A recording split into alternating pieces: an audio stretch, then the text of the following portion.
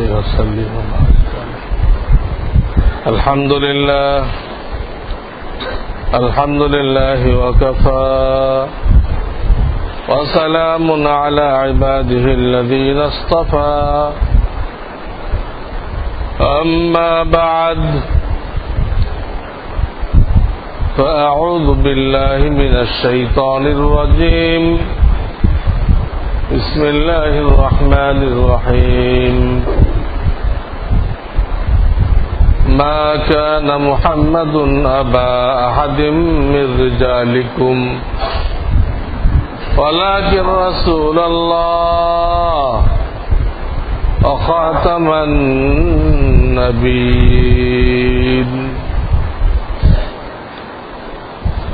وقال رسول الله صلى الله عليه وسلم أنا خاتم النبيين لا نبي بعدي وقال رسول الله صلى الله عليه وسلم من صام رمضان ثم أتبعه ستا من شوال كان كصيام الدهر أو كما قال رسول الله صلى الله عليه وسلم الحمد لله আল্লাহ রাব্বুল আলামিন মুবারক এক মাস আমাদেরকে দান করেছিলেন। আমরা আল্লাহর তৌফিক অনুযায়ী সেই মাসে উপকৃত হয়েছি। আশা করি আল্লাহ রাব্বুল আলামিন আমাদের মাগফিরাত ঘোষণা করেছেন। ঈদুল ফিতরের দিন আল্লাহ রাব্বুল আলামিন রোজাদারদের মাগফিরাত ঘোষণা করেন এবং বলেন ইরজিউ ফাদ গফারতু লাকুম, যাও ঘরে চলে যাও, ঘরে ফিরে যাও এমন অবস্থায় যে তোমাদের মাগফিরাত হয়ে গেছে। তো এটা আল্লাহর অনেক বড় নেয়ামত। এই নেয়ামতের এই অর্থ না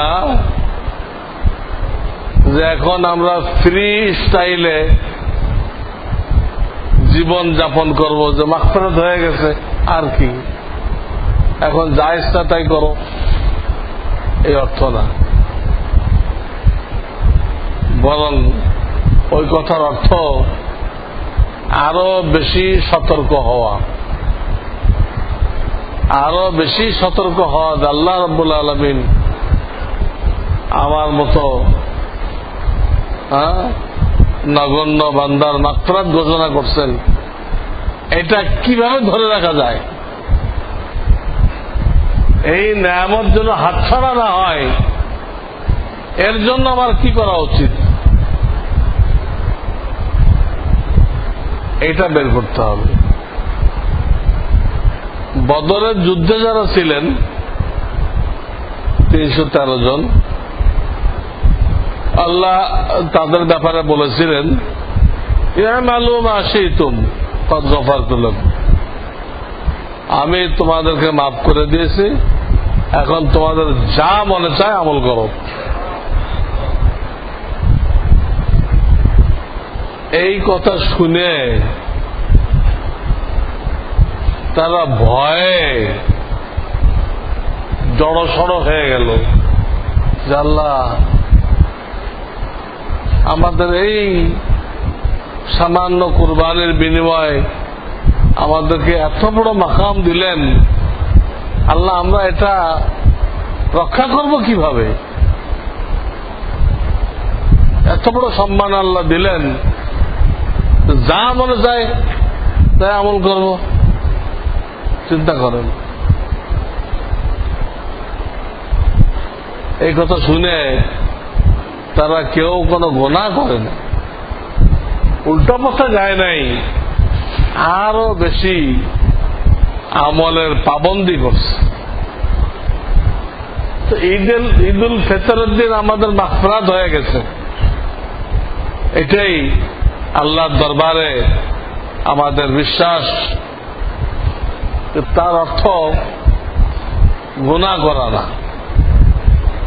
ওই নেয়ামতকে বাকি রাখার জন্য চেষ্টা করা। কি চেষ্টা? বাকি জীবন হাক্কানি ওলামায়ে কেরামের সাথে সম্পর্ক রাখা। যে কোনো মানুষ যত বড় পাপী তাপী হোক, নাখান্দা হোক, গুনাহগার হোক, এই একটা গুণ যদি তার মধ্যে থাকে যে হাক্কানি কোন আলেমের সাথে তার উঠা বসা ছিল,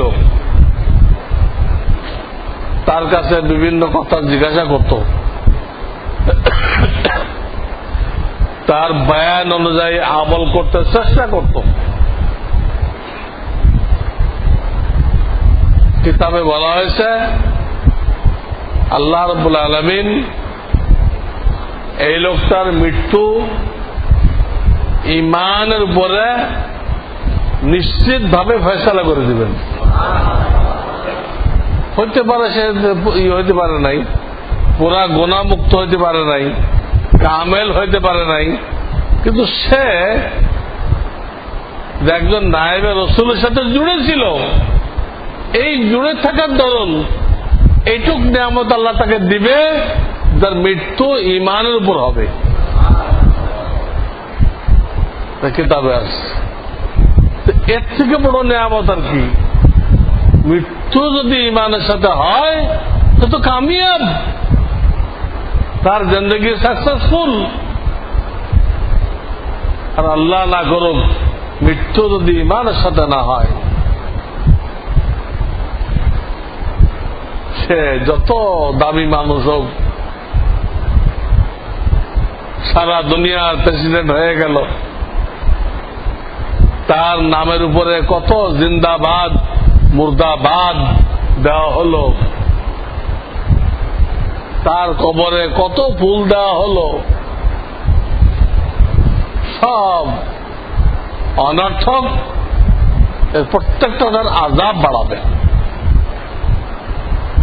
ফাসিকদের যে এইভাবে সম্মান করা হয়, এতে তার লাভ তো কিছু হয় না, এর কবর আযাব বাড়ে, এই লাভ। দুনিয়া তো গুনাহগার ছিল, মরার পরে আযাব আরো বাড়ানো হইতেছে। আল্লাহ আমাদেরকে হেফাজত করুন। উলামায়ে কেরামের সাথে ওঠা বসা করে ওই মাগফিরাতের নিয়ামতকে ধরে রাখতে হবে। সোহবতকে জরুরি মনে করতে হবে। আমি আগেও বলেছি, রমজানের আগে আর পরে দুটা মাস আছে। আগে হলো শাবান আর পরে হলো শাওয়াল।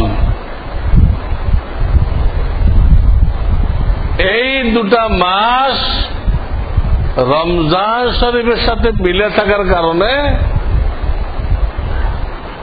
ফজিলতে পরিপূর্ণ হয়ে গেছে। এদের নিজস্ব কোনো ফজিলত ছিল না, কিন্তু এরা রমজানের দুই পাশে লেগে আছে, এরা ফজিলত হয়ে গেছে। এই জন্য বলা হয় শাবানুল মুআজ্জম। শাবান মাসের সাথে মুআজ্জম শব্দ লাগানো হয়। শাওয়ালুল মুকাররম, শাওয়ালের সাথে মুকাররম লাগানো হয়, অর্থ সম্মানী। এত সম্মান ছিল না, এতে রমজানের সাথে লাগছে। দুই পাশে থাকে, রমজানের সাথে লেগে রয়েছে। আপনি এক বুজুর্গের পাশে বসতেন, বাতাস করা হইতেছে বুজুর্গকে, আপনাকে না, কিন্তু আপনি কিছু হিস্সা পাবেন কিনা, বাতাস আপনার গায়ে কিছু লাগবে কিনা। এই জন্য কিতাবে লিখছে আল্লাহ ওয়ালাদের পাশে যদি কেউ দাফন হইতে পারে ওটাও তোর কাজে আসবে। আমি একবার এক লম্বা কিস্সা আপনাদের শোনাইছিলাম, মদিনা শরীফের কিস্সা।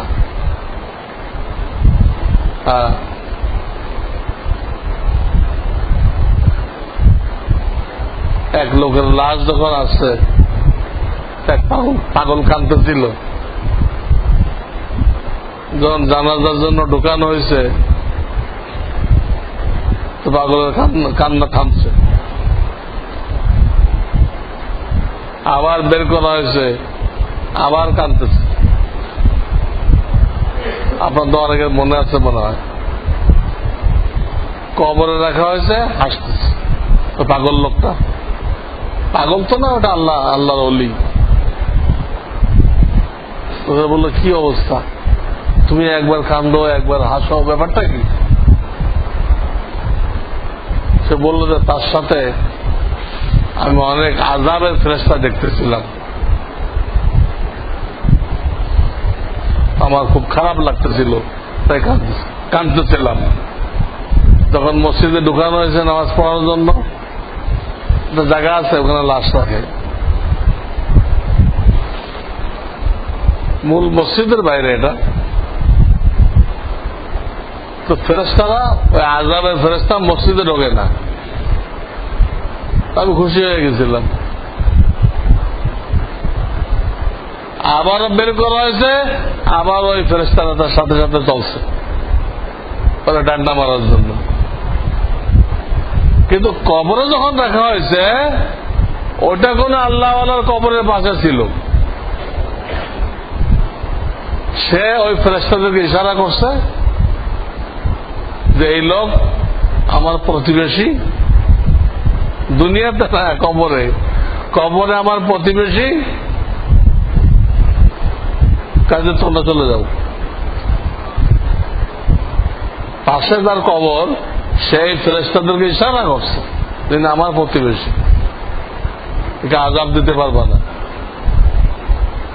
আল্লাহ তাআলা সেই লোকটাকে এত বড় সম্মান দিচ্ছেন, আগে যে মারা গেছে আল্লাহওয়ালা, ফেরেশতারা তার কথা শুনতে বাধ্য হয়েছে।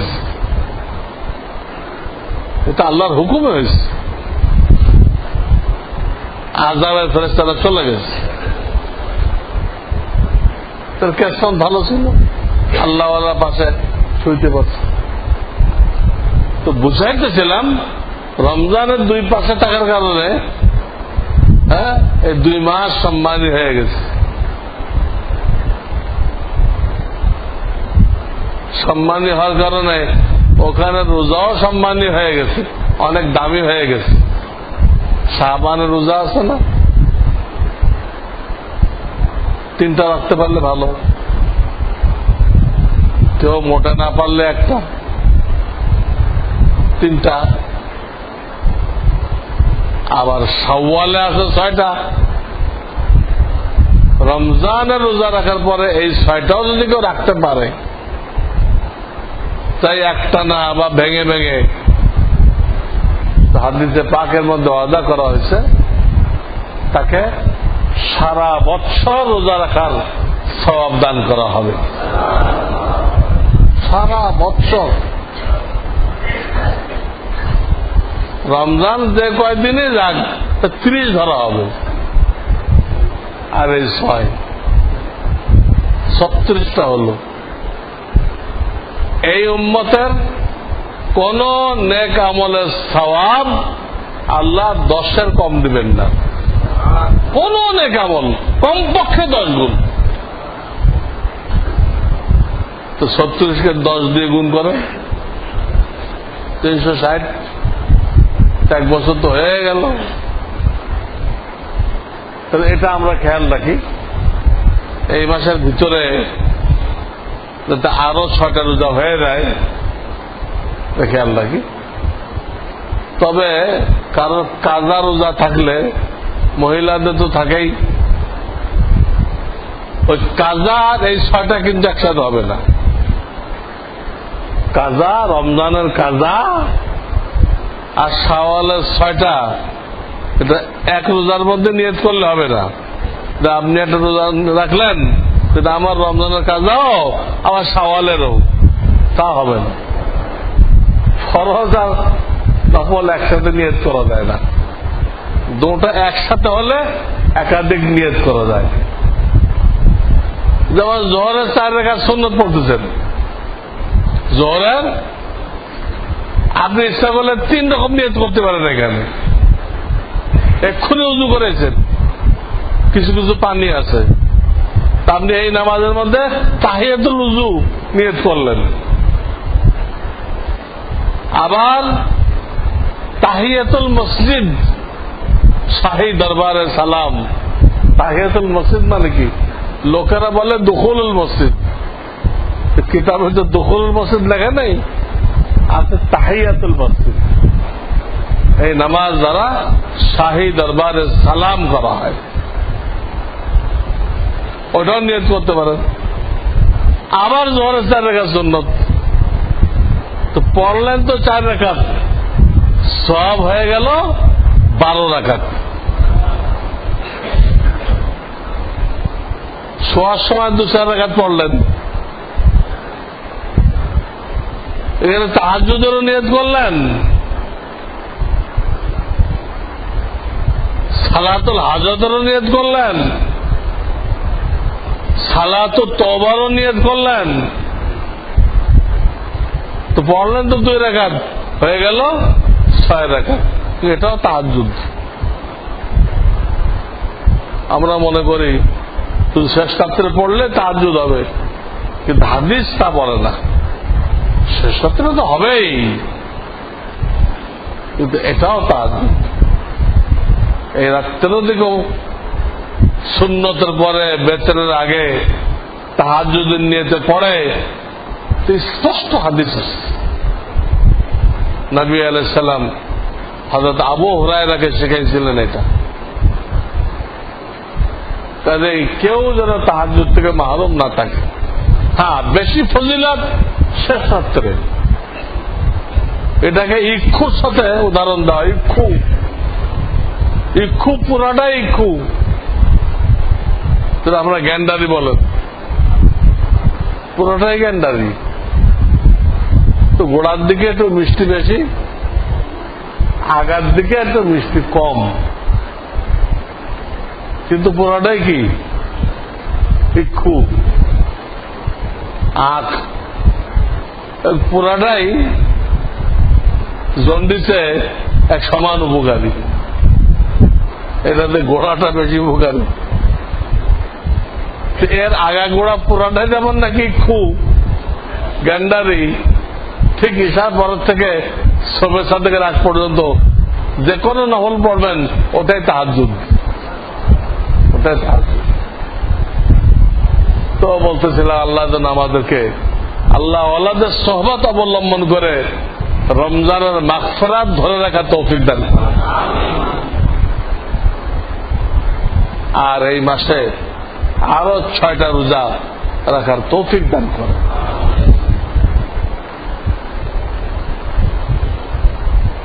এটাই আজকের মূল বক্তব্য।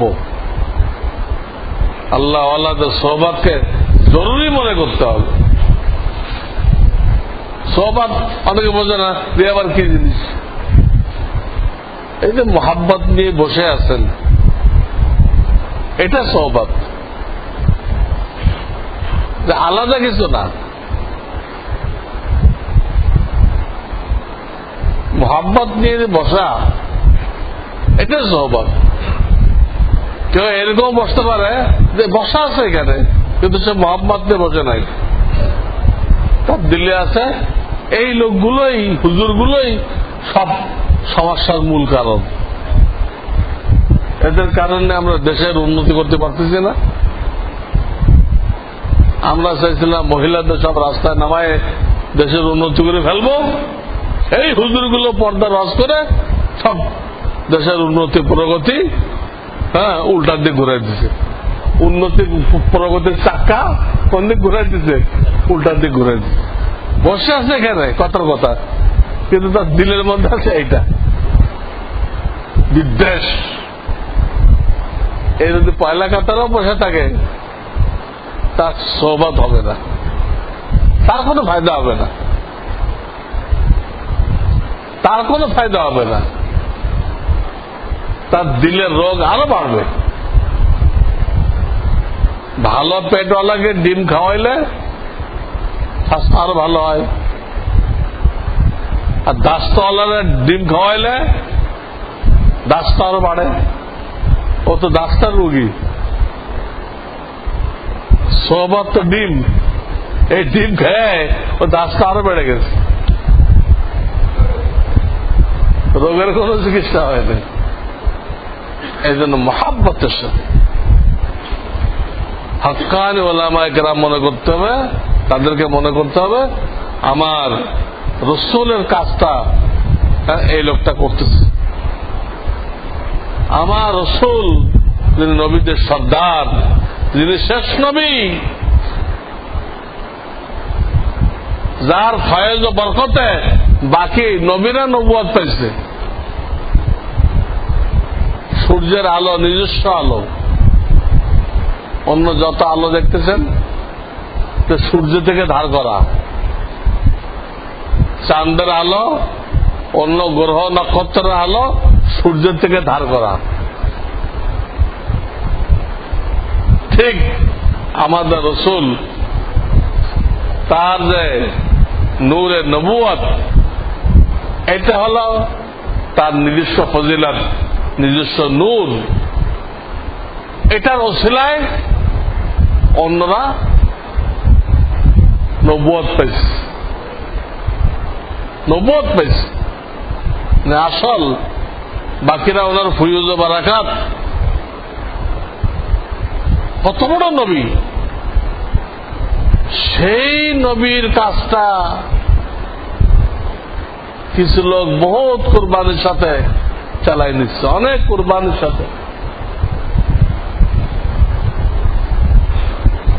অনেক কুরবানির সাথে তারা চালাই নিচ্ছে। সমাজে তাদেরকে কোনো মূল্যায়ন করা হয় না, তারা যেটাই করে এটাই বদনাম করা হয়। মূল্যায়ন তো করা হয় না, যেটাই করা হয় এটাই বদনাম করা হয়। যদি মামুলি কাপড় পরে তাও বদনাম করবে।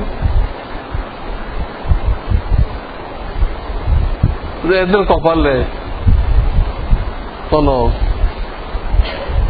আরাম আয়েশ নেই, শুধু মুসিবত আর দুঃখ। সমালোচনা করবে, বদনাম করবে।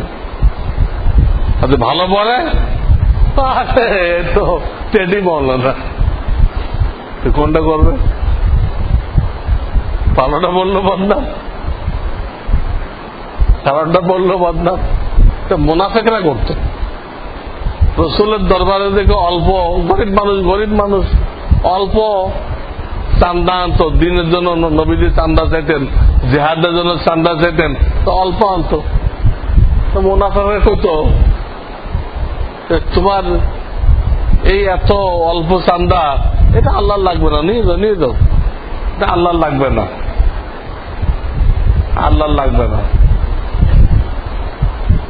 আবার যদি কেউ একটু বেশি আনতো, একদম রিয়াকার, লোক দেখানোর জন্য বেশি করে লয়েছে। কোনটা করবে? কম আনলে ফেরত দিচ্ছে যে আল্লাহ লাগবে না, এত অল্প আল্লাহ লাগবে না। আর বেশি আনলে করতেছে রিয়াকার, লোক দেখানোর জন্য করছে। ওলামায়ে কেরাম বহুত কুরবানির সাথে দুনিয়াতে তারা এই আল্লাহর দ্বীনকে ধরে রাখছেন, রাসূলের কাজগুলো তারা জারি রাখছেন, রাসূলের কথাগুলো মানুষকে শোনাইতেছেন। কে প্রশংসা করলো, কে বদনাম করলো, এইদিকে তাদের কোনো ভ্রুক্ষেপ নেই। ওটা তাদের চিন্তা চেতনার বাইরে। তারা তো আল্লাহর কাছে চায়, তারা কার কাছে যায়? আল্লাহ কি পাবলিকদের জিজ্ঞেস করে বিচার করবে? আল্লাহ দিলেরটা জানে। তো আমাদের নবী শেষ নবী ছিলেন, শেষ নবী। এরপরে নবুয়তের দরজা বন্ধ করে দেওয়া হয়েছে। নবীজি বলেছেন, তোমাদের বিল্ডিং তৈরি করো, আমি সেই বিল্ডিং এর সর্বশেষ ইট, সর্বশেষ ইট, আর কোন ইট এই বিল্ডিং এ লাগানোর কোন স্কোপ নেই, কোন সুযোগ নেই। বিল্ডিং যখন কমপ্লিট হয়ে যায়, বিল্ডিং হয়ে গেছে, আস্তর হয়ে গেছে, হ্যাঁ, রং করা হয়ে গেছে, টাইলস লাগানো হয়ে গেছে, আপনি একটা ইট আনছেন, কোন জায়গায় বসাবেন? কোন জায়গা নেই, সর্বশেষ। এজন্য কোরআনে বলা আছে, মা কানা মুহাম্মাদুন আবা আহাদিম মির রিজালিকুম, মুহাম্মদ তোমাদের কোন পুরুষের বাপ না।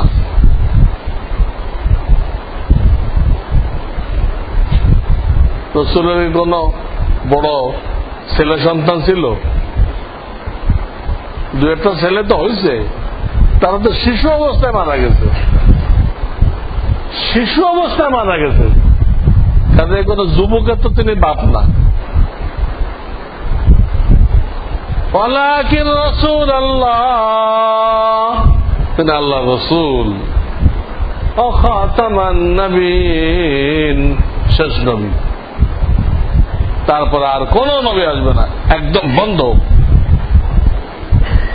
শিয়ারা ইমামত নাম দিয়ে, ইমাম নাম দিয়ে নতুন নবী চালু করছে শিয়ারা। কাদিয়ানিরা উম্মতি নবী নাম দিয়ে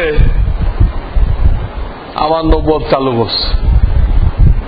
এটা উম্মতি নবী। উম্মতের মধ্যে কিছু লোক নাকি এরকম হবে যে তারা সাধনা করতে করতে এমন পর্যায়ে চলে গেছে, আল্লাহ তাদেরকে নবুয়ত দান করছেন। এটা উম্মতি নবী, বলেন নাউযুবিল্লাহ। কিন্তু প্রশ্ন করেন যে তোমরা যে গোলাম আহমদ মির্জা গোলাম আহমদকে নবী মানো, উম্মতি নবী, এর আগে কি এরকম সাধনা করতে করতে কেউ হয়েছে উম্মতি নবী? না, আগে কেউ হয়নি। এত পরে কেমন তাক মানে আর কেউ হবে না। তাহলে কেমন হলো? তাহলে ওনার সাধনা কি আবু বকর থেকে বেশি? গোলাম আহমদ কাদিয়ানির সাধনা আবু বকর সিদ্দিক থেকে বেশি, ওমর থেকে বেশি? তো তারা উম্মতে নবী হইতে পারল না।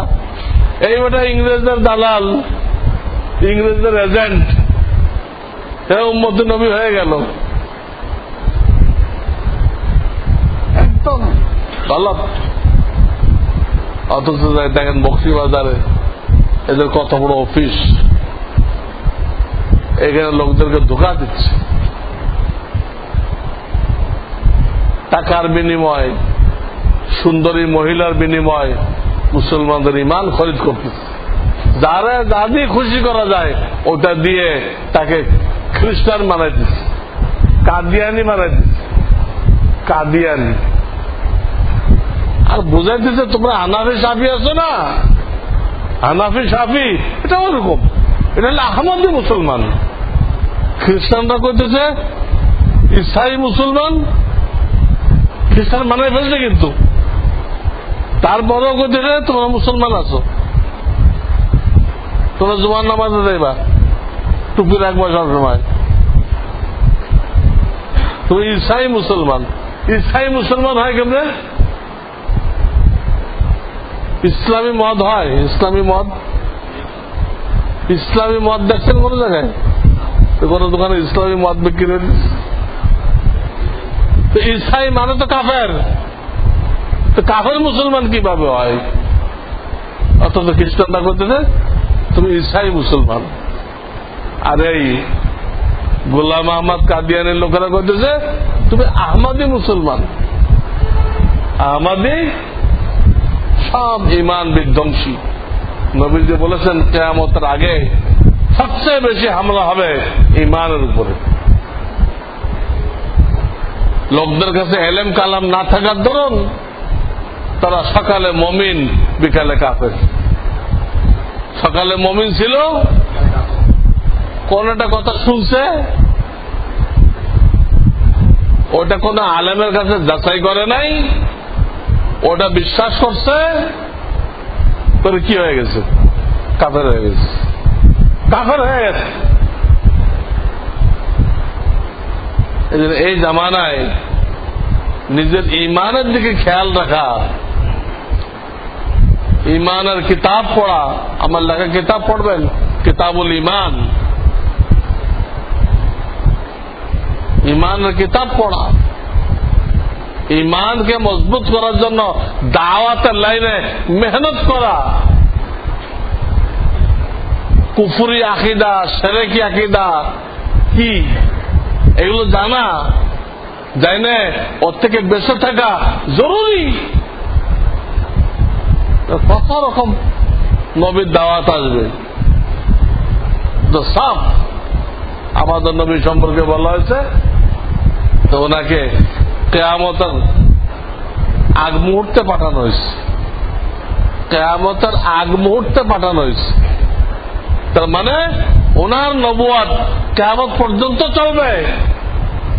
যে কোনো সমস্যা আপনি আনবেন, উনি যা বলে গেছেন ওটা দিয়ে সমাধান দেওয়া যাবে। কোন সমস্যা আপনি দেখাতে পারবেন না যে রসুলের কথা দিয়ে সমাধান করা যায় না, সম্ভবপর না। তো ওনার নবুয়ত কোন পর্যন্ত? কিয়ামত পর্যন্ত কোন নবী আসবে না। আপনাদের কারো প্রশ্ন হতে পারে কোন নবী আসবে না, তো ঈসা আলাইহিস সালাম তো আসবেন। উনি আসবেন কেন? যদিও নবী হিসেবে আসবেন না, আখেরি নবীর একটা উম্মত, একজন সদস্য হিসেবে রসুলের কথা প্রচার করতে আসবেন। উনার নবুয়ত না, ইনজিলের কোন কথা প্রচার করবেন না। খ্রিস্টানরা কিন্তু এখন ইনজিলও বলে না, এখন বাইবেলও বলে না, এখন তারা নতুন নাম দিয়েছে কিতাবুল মুকাদ্দাস। কি নাম দিচ্ছে? বিভিন্ন ইমাম সাহেবকে বলতেছে আপনাকে মাসে 5,000 করে টাকা দেওয়া হবে, আপনি কিতাবুল মুকাদ্দাস থেকে কিছু কিছু তালিম করবেন। আর সেখানে এমন ভাবে লিখছে তো পাবলিক ভুলে যায়। লিখছে যে ঈসা আলাইহিস সালাম যখন আসমানতে আসবে তো মুসলমানরা সব তার সাহায্যকারী হয়ে যাবে। তোরে লেখে তোর ওনার সাহায্যকারী হইতেই হবে, তাকে ওনার ধর্ম গ্রহণ করো। আরে ওনার সাহায্যকারী হবে ওনার ধর্ম প্রচার করার জন্য না ইসলাম প্রচার করার জন্য? করতে কইলে হয়ে গেছে। ওই পয়লা কথা কিন্তু ঠিক ছিল যে ঈসা আলাইহিস সালাম যখন আসবে তো মুসলমানরা ওনার সাথে মিলে যাবে।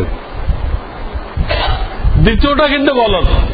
দ্বিতীয়টা বলতেছে যখন মিলতেই হবে ওনার সাথে, তাকেই ওনার ধর্মে দেয় থাকি, উনি বেশি খুশি হয়ে যাবে। নাউযুবিল্লাহ মিন যালিক। মিলবে ঠিক, কিন্তু ওই ওনার ইনজিল প্রচার করার জন্য মিলবে না, মিলবে কোরআন সুন্নাহ প্রচার করার জন্য। উনি ইনজিলের কোনো কথা বলবেন না, বাইবেলের কোনো কথা বলবেন না। বাইবেল তো ওনার কিতাবে না, বাইবেল তো সেন্ট পলের লেখা। কমবাহ, সেন্ট পলের। খ্রিস্টানরা খ্রিস্টানদের সাথে ঈসা আলাইহিস সালামের সাথে কোনো সম্পর্ক নেই, কোনো সম্পর্ক নেই। এরা তখন সেন্ট পলের ধর্ম মানতেছে। ইহুদির বাচ্চা খবিস, সে বাহ্যিক ভাবে খ্রিস্টান হয়েছিল, হ্যাঁ, সেই পরে পুরা কিতাবকে পাল্টাই দিচ্ছে। আপনি এখন বাইবেল খোলেন, পাড়াকে পাড়া সেন্ট পলের কথা। ওরা বাংলাটা লাগছে পৌল। পৌল, এই পৌল মানে সেন্ট পল। তো এটা ঈসা আলাইহিস সালামের 100 বছর পরে আসছে। সেই ঈসা আলাইহিস সালামের সাহাবীও না, তো তার কথা আল্লাহর কিতাবে কিভাবে আসলো? কিভাবে আসলো? এত বড় কথা। তো এই একটা প্রশ্ন হয়, আমাদের নবী যখন শেষ নবী, তাহলে ঈসা আলাইহিস সালাম কেন আসবেন? আর তো নবী আসার দরকার নেই। কিতাবে এর উত্তরে দিছে,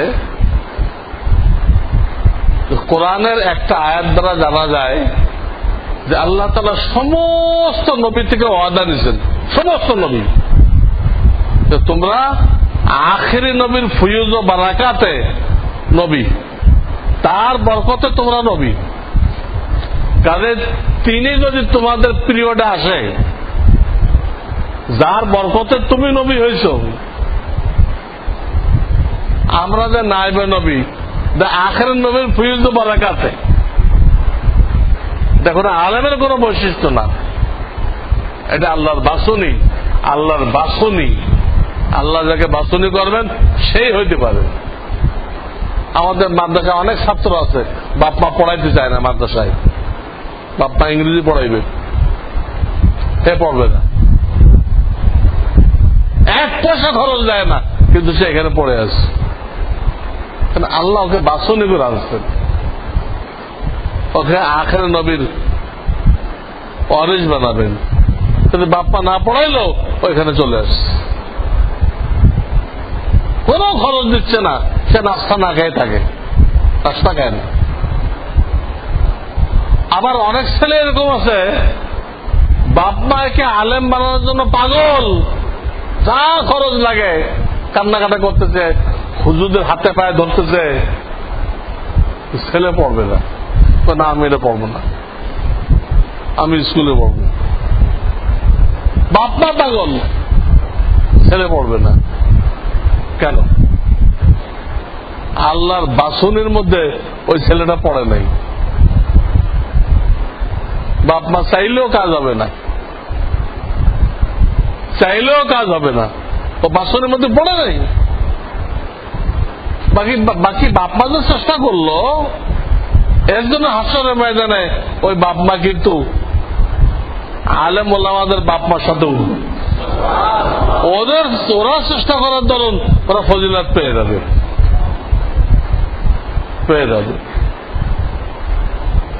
হ্যাঁ, আপনি শহীদ হওয়ার জন্য দোয়া করলেন, কিন্তু আপনার কিসমতে নেই, হইতে পারলেন না, আপনি শহীদের সাথে উঠবেন।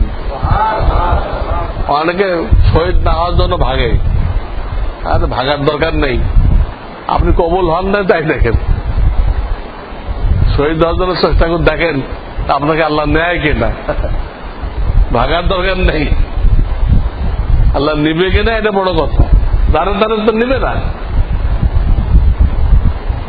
তো সমস্ত নবী থেকে আল্লাহ ওয়াদা দিয়েছেন, তো তোমরা শেষ নবীর বরকতে নবী হয়েছ, উনি আসলে তোমার নবুয়তকে ওয়াফ করে ওনারটা মানবা। কোরআনের আয়াত, লা তুমিনুন্না বিহি ওয়া লা তানসুরুন্না ক্বালা আখরারতুম, তারপর ঈমান আনবে, ওই শেষ নবীকে সাহায্য করবে, তোমার নবুয়তকে স্থগিত করে দিবা।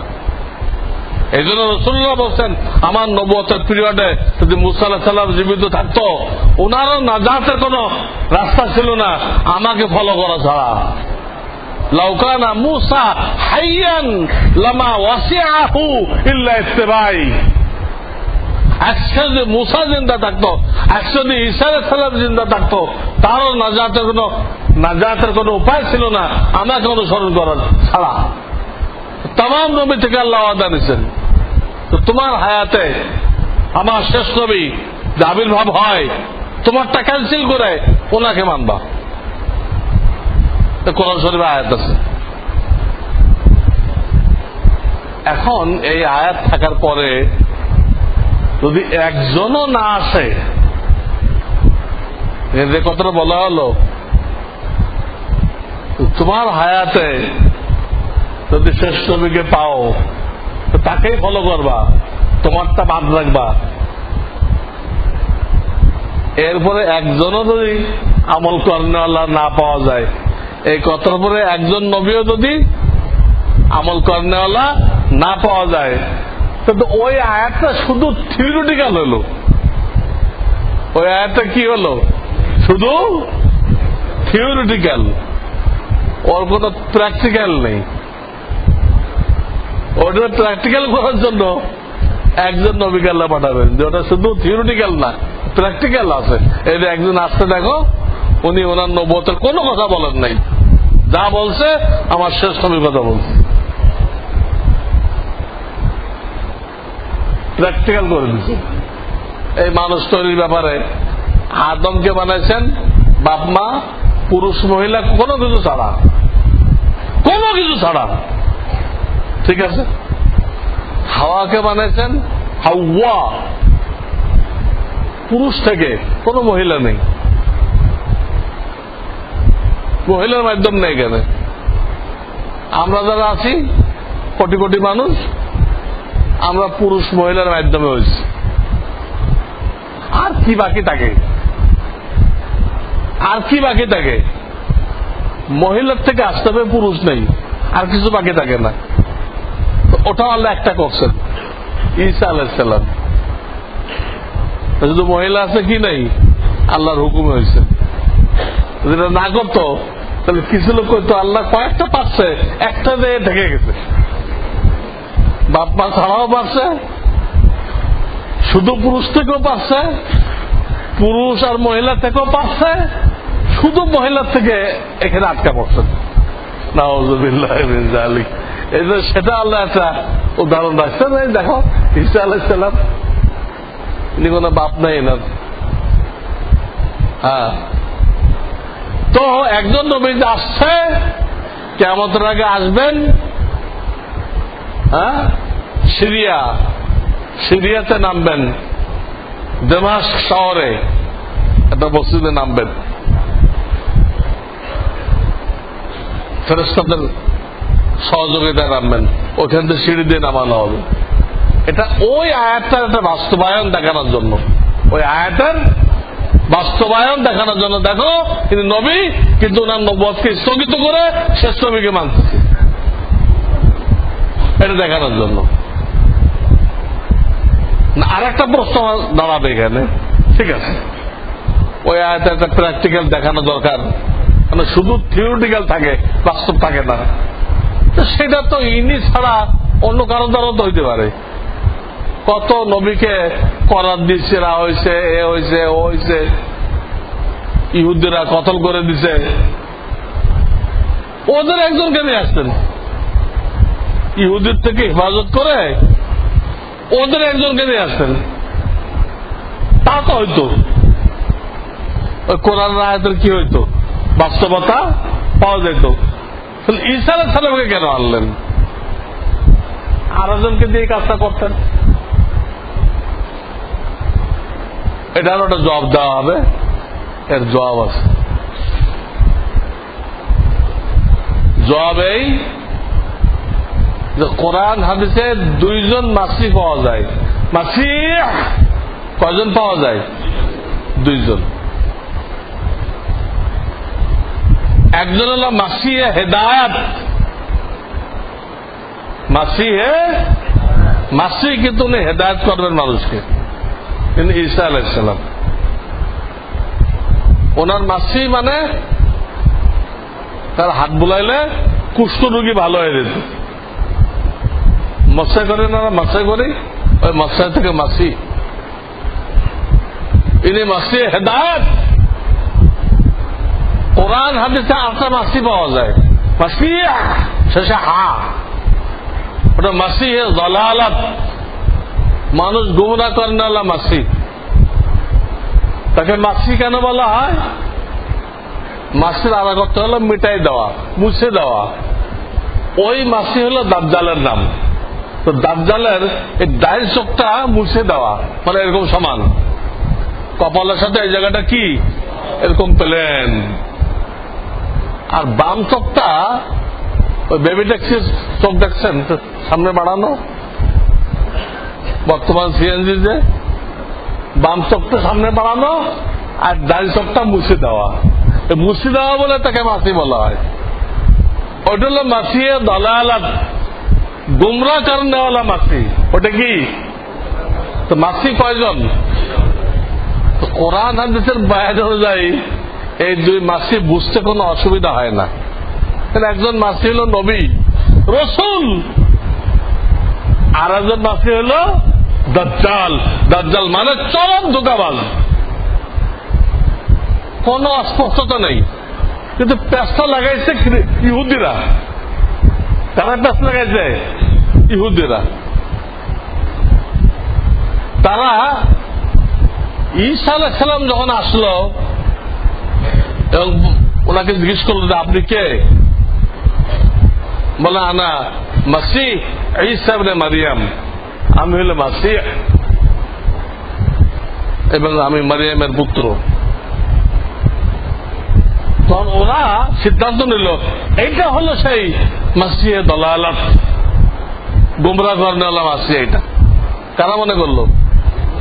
ইহুদিরা মনে করে ওনাকে মারার জন্য যা কিছু করার সবকিছু করলো। আল্লাহ ওনাকে উঠাই নিল, আর একজনকে তার চেহারা ওনার চেহারা মতো বানাই দিল।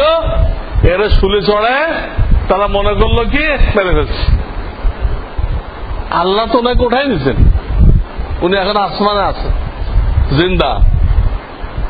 কিন্তু আর একজনকে আবার আল্লাহ কি করছেন? ঠিক ওনার চেহারা মতো, হাত পাও না, শুধু চেহারা ওনার মতো করে দিচ্ছে।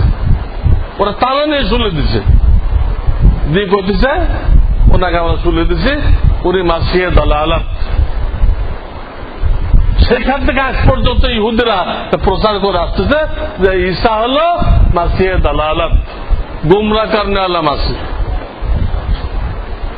ইহুদিদের এই অপপ্রচারের কারণে হাজারো লোক বিভ্রান্ত হয়ে গেছে। তাহলে ঈসা আলাইহিস সালাম কি উনি কি মাসিহে দালালাত? এইটা ক্লিয়ার করতে হবে উনি মাসিহে দালালাত কিনা, গুমরাহ করনে ওয়ালা মাসিহ কিনা। তা গুমরাহ করনে ওয়ালা মাসিহ কে ক্লিয়ার করতে হবে। ক্লিয়ার করার জন্য একজন নবী যে আসতে হবে, সেই নবীটা আল্লাহ তাআলা ঈসা আলাইহিস সালামকে পাঠাইছে। পাঠায় দুনো মাসিহকে একসাথে করে দিচ্ছে। প্রথম মাহদী আসবে, এরপরে প্রথম ইমাম মাহদী আসবে, তারপরে মাসিহুদ দাজ্জাল আসবে, তারপরে মাসিহ ঈসা আসবে 6 মাসের মধ্যে। ওই সময় দুনো মাসিহ কি হবে? একসাথে হবে। একসাথে হওয়ার পরে এক পর্যায়ে ইসরায়েলের মধ্যে একটা জায়গা আছে, ওই জায়গার নাম বাবে লুদ। বাবে লুদ, এই জায়গায় ঈসা আলাইহিস সালাম দাজ্জালকে কতল করে দিবেন। দুইজনের মধ্যে জিহাদ হবে।